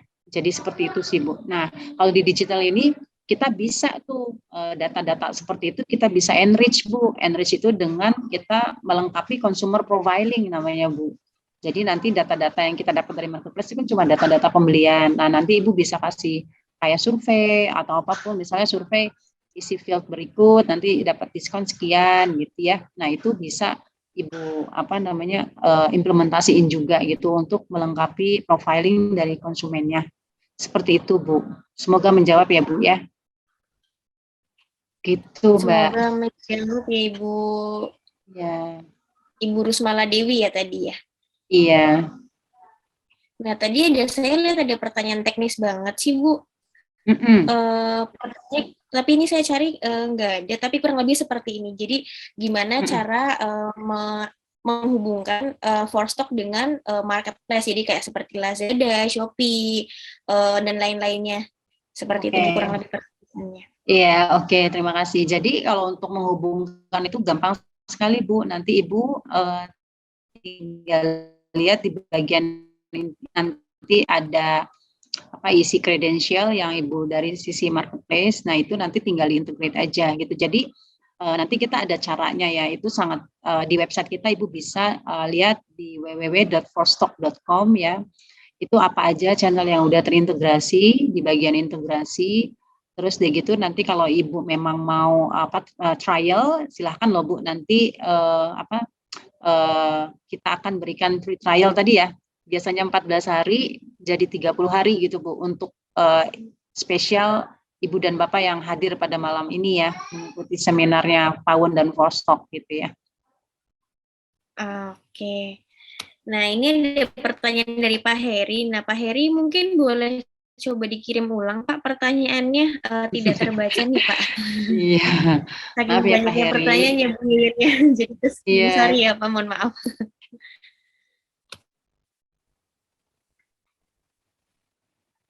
Oke, nah mungkin sambil, dari Pak Heri nih, Bu. Oh, alah, yang apakah promo diskon untuk Pawon. Silahkan loh Mbak Dian. Oke, nah kalau dari Pawon sendiri nih Pak banyak, maksudnya setiap bulan kan ada promo berbeda-beda nih. Nah kalau untuk promo kan kebetulan ada timnya sendiri yang handle gitu ya. Nah mungkin dari Pak Heri boleh langsung hubungi omnichannel kita Pak yang tertera di slide sebelumnya, yang sebelumnya saya share di situ. Nah nanti Bapak tinggal tanya-tanya aja, maksudnya Bapak butuh info apa aja nih mengenai Pawon gitu kan. Nah tinggal hubungi call center kami di 15360 maupun ada live chat Pawon, ada chat juga melalui WhatsApp gitu. Nanti Bapak tinggal chat aja melalui omnichannel tersebut. Gitu Pak Heri ya. Oke, semoga menjawab ya Pak Heri ya.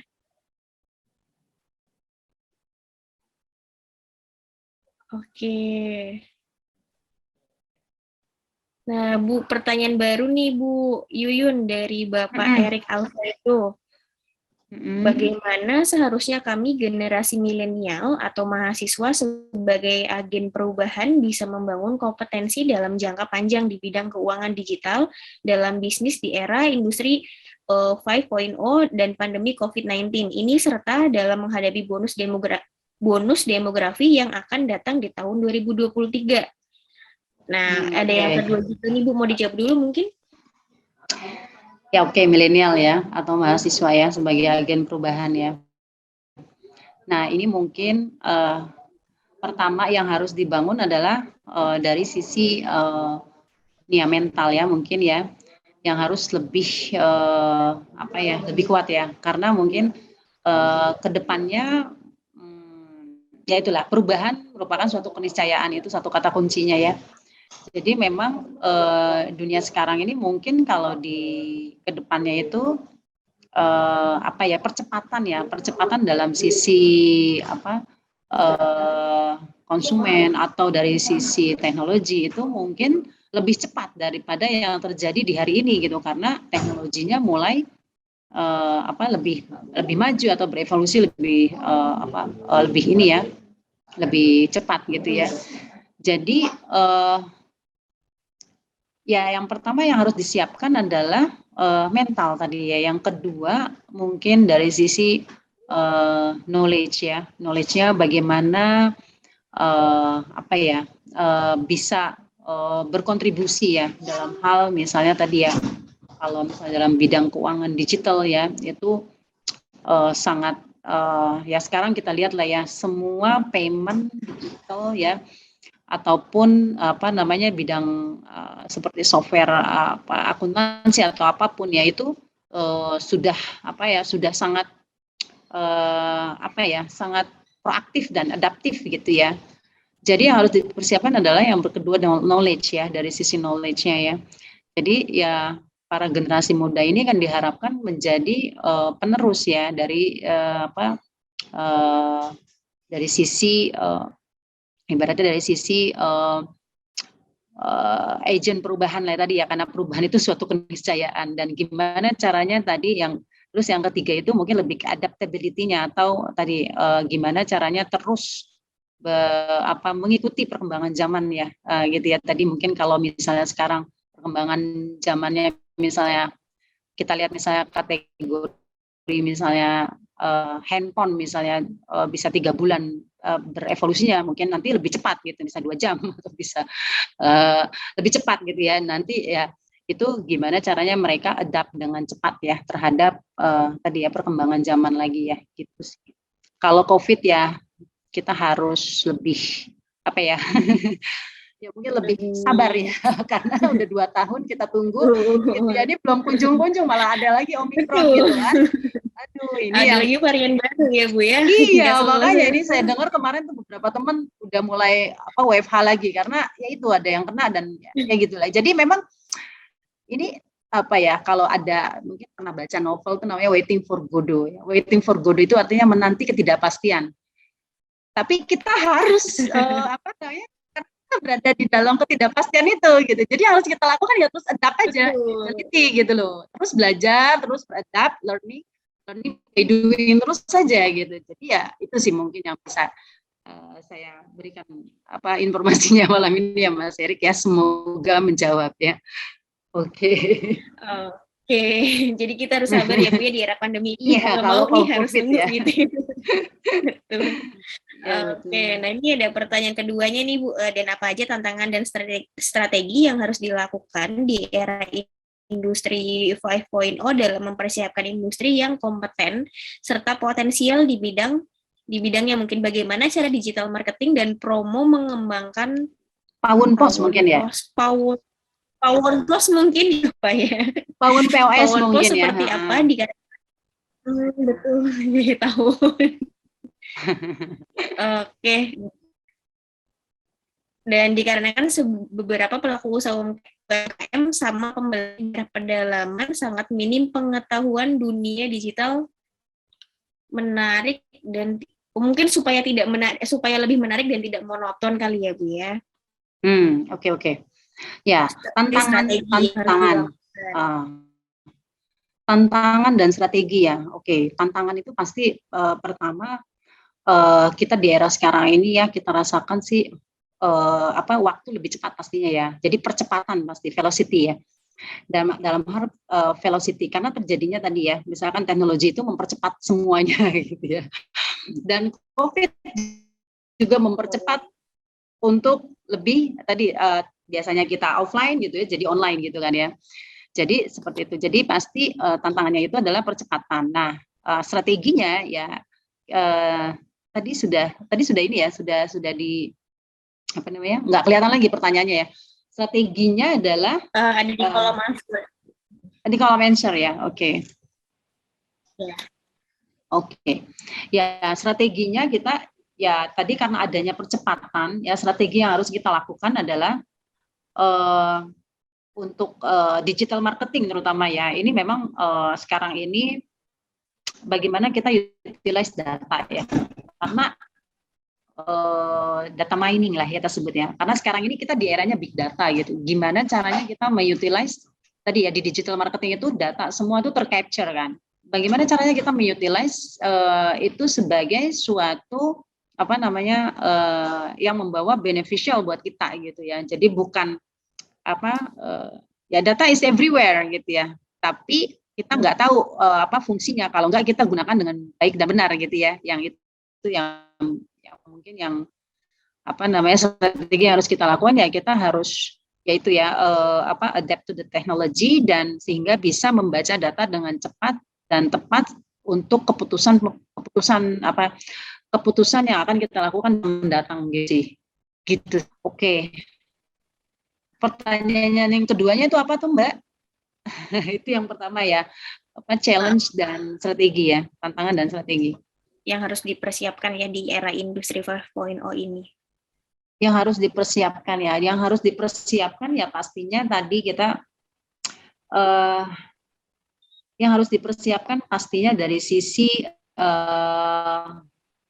tadi knowledge kita, terus dari gitu kita harus juga siap ibaratnya dari sisi pengetahuan ya, lalu dari sisi kita juga beradaptasi tadi ya, dan juga mungkin dipersiapkan adalah digital world-nya ya, karena gini ya, katanya nanti ke depannya digital marketing itu cookies itu akan dihapus ya, jadi nanti artinya konsumen itu akan mempunyai bargaining power yang lebih ya karena GDPR ataupun undang-undang mengenai privacy konsumen gitu ya. Jadi kita nanti nggak sembarangan langsung blast kita gitu ya, itu nggak bisa gitu ya. Jadi zero party data itu artinya data yang kita berikan kepada brand itu yang benar-benar nanti akan digunakan gitu ya, karena nggak sembarangan ya orang bisa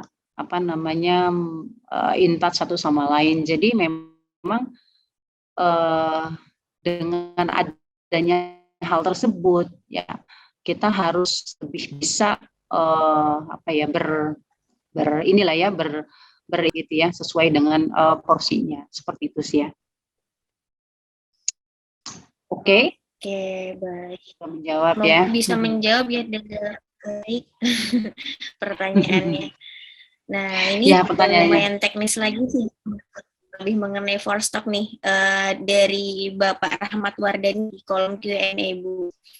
Pak Rahmat Wardani, dari Pasir Kandang ya, Sumatera Barat. Nah, kendala terbesar bagi masyarakat adalah dalam go digital ialah takut akan kesulitan penggunaan aplikasi atau web yang akan dipakai gitu dan ragu akan sisi keamanannya. Nah, apakah for stock sudah mudah dalam penggunaannya dan apakah ada instruktur yang bisa membimbing kami masyarakat daerah baik dalam penggunaan software maupun webnya? Terima kasih. Oke, wait ya. Oke.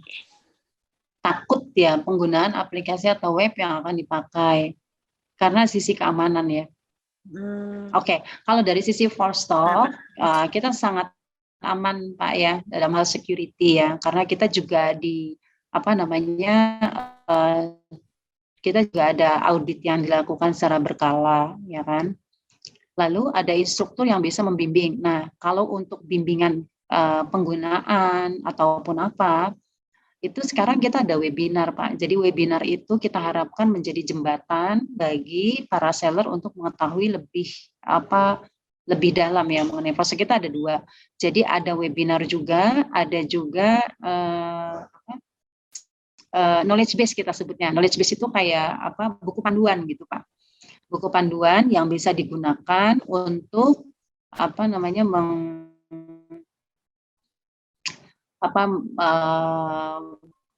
melihat modul-modul yang ada di dalam Forstock. Nah, nanti mungkin akan dijelaskannya di webinar itu. Kalau misalnya Bapak kurang mengerti atau ada yang kurang paham gitu ya, atau memang stepnya ada yang tertinggal atau apa, itu bisa dikomunikasikan via webinar tersebut sih Pak. Gitu. Yang akan dilakukan berkala itu di Selasa sama Jumat di sekitar jam 3 Pak. Jadi nanti begitu Bapak nanti daftar aja dulu, Bapak daftar dulu, nanti dikasih akun free trial gratis, nanti Bapak bisa coba-coba dari akun free trial tersebut Pak.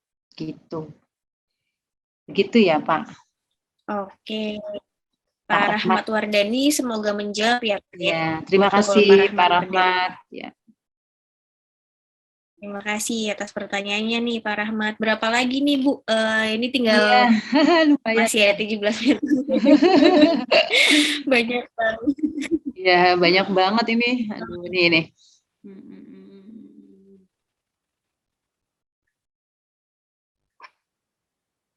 Dari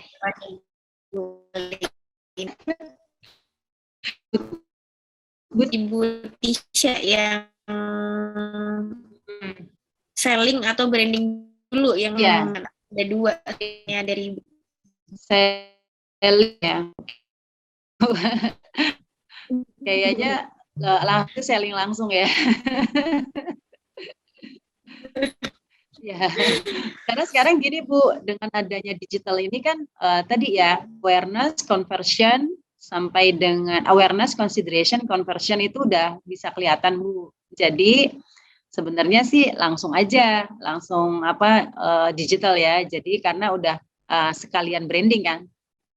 Jadi 3 hal itu udah bisa kita tangkap tuh Bu di digital gitu ya, di Facebook ataupun di sosial media gitu ya. Itu. Nah, nanti jadi awareness, consideration, conversion itu selling Bu gitu. Jadi itu bisa kita tangkap langsung lewat penjualan di online ya gitu ya. Jadi kalau zaman now sih harusnya sih bisa lakuin dua-duanya Bu. Jadi sambil gitu ya Bu ya gitu. Jadi bisa langsung berjualan. Nah, kecuali kalau ada sih Bu dulu pertanyaannya gini, kalau distribusi dulu gitu ya, atau create demand dulu gitu ya. Nah, ibaratnya distribusi itu kan pilihan barang lah ya, distribusi barang gitu ya Bu ya.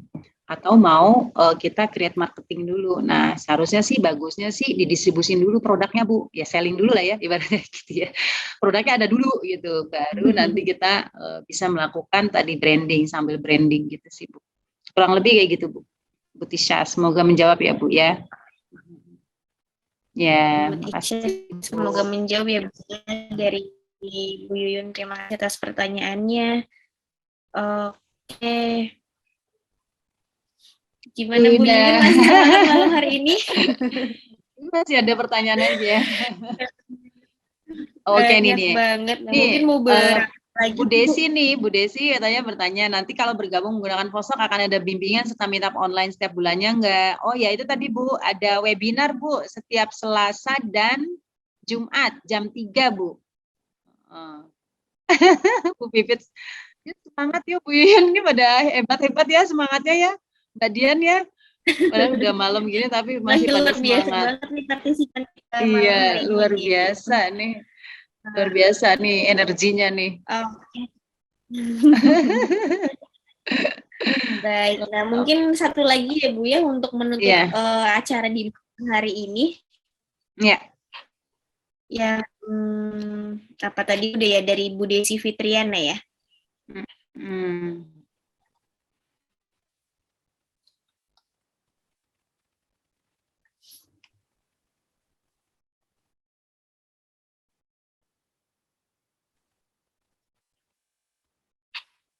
Oke. Nah, mungkin satu lagi nih Bu, rata-rata ini pertanyaannya lebih ke branding ya. Mm-mm. Iya benar. Nah, mungkin dari satu pertanyaan terakhir dari Ibu Cindy Oktaviani, bagaimana cara mengetahui kita itu sudah berhasil dalam melakukan strategi jualan bagi online atau offline? Nah, mungkin satu terakhir nih Bu, sebelum kita mengakhiri acara pada malam hari ini. Iya, boleh boleh. Tadi pertanyaannya apa Mbak? Saya belum nemu ini malah. Di kolom Q&A nih Budi, bagaimana Oh, cara Q&A. mengetahui kita sudah berhasil dalam melakukan strategi jualan bagi online atau offline? Bagaimana? Sorry, tadi saya nggak apa, putus-putus Mbak tadi Mbak. Oke, maaf. Bagaimana cara mengetahui kita itu sudah berhasil dalam melakukan strategi jualan bagi online atau offline? Oh, cara mengetahuinya ya. Ya Bu, melakukan ini aja, evaluasi gitu ya. Evaluasi aja terus. Jadi tadi kan misalnya strategi online sama offline-nya tadi misalnya beli online langsung kirim ya langsung ke rumah itu udah biasa kan. Tapi kalau beli online pick up in store misalnya gitu ya. Kalau itu misalnya banyak yang mau ya artinya itu strateginya oke ya. Lakuin offline evaluasi monitoring secara berkala aja Bu gitu ya untuk apa misalnya tadi Ibu misalnya di website misalnya promo 20% kalau datang ke toko misalnya kayak gitu ya. Nah, itu Ibu sambil bisa lihat. Nah, nanti kalau udah datang ke toko bisa di-touch secara bisa di-engage secara personal gitu ya, Bu ya. Jadi mengetahuinya ya bikin ukuran ya, Bu, bikin KPI, di performance indicator. Jadi Ibu bikin targetnya nih kira-kira berapa orang nih yang mau datang ke toko, misalnya 10 gitu ya untuk awal. Nah, udah datang belum tuh, Bu? Dimonitor terus gitu sih, Bu. Gitu sih kurang lebih ya. Mbak Dian menjawab ya. Semoga menjawab. Oke, terima kasih Bu Yun atas Ya. jawabannya, atas materinya juga pada malam hari ini nih. Semoga bermanfaat ya teman-teman bagi teman-teman semuanya. Oke, dan sebelumnya saya juga ingin mengingatkan lagi nih kepada Sobat Pawon yang belum mengisi feedback form. Nah, silahkan diisi terlebih dahulu ya teman-teman di kolom chat udah saya share linknya. Nanti tinggal diisi nanti e-sertifikat akan otomatis langsung terkirim ke email teman-teman yang diisi di feedback form tersebut. Oke. Oke, untuk door prize, saya ingatkan kembali untuk door prize sendiri. Nah, kita di Instagram ya, Sobat Pon. Jadi nanti saat teman-teman semuanya mengikuti sesi webinar ini dari awal sampai akhir, mungkin bisa screenshot ataupun screen record dan nanti bisa di sosmed, di Instagram Story, dan jangan lupa seperti itu untuk rules-nya. Nah, nanti untuk pengumuman door prize sendiri akan diumumkan melalui Instagram Story juga. Nah, nanti teman-teman juga tinggal pantengin terus ya Instagram Story Pawon, maksimal 1 kali 24 jam setelah event ini berlangsung gitu. Nanti untuk pemenangnya akan dihubungi oleh tim Pawon juga untuk proses pengiriman hadiahnya.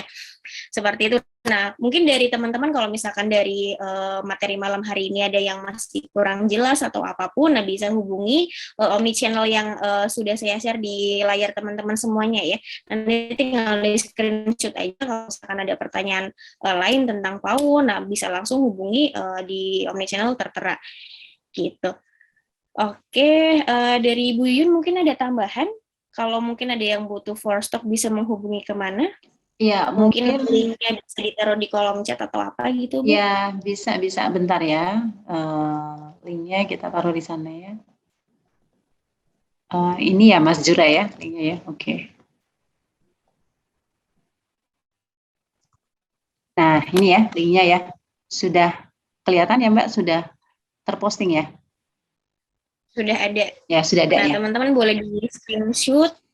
Oke, saya kirim sekali lagi untuk feedback formnya juga. Nah, silahkan diisi bagi yang belum isi.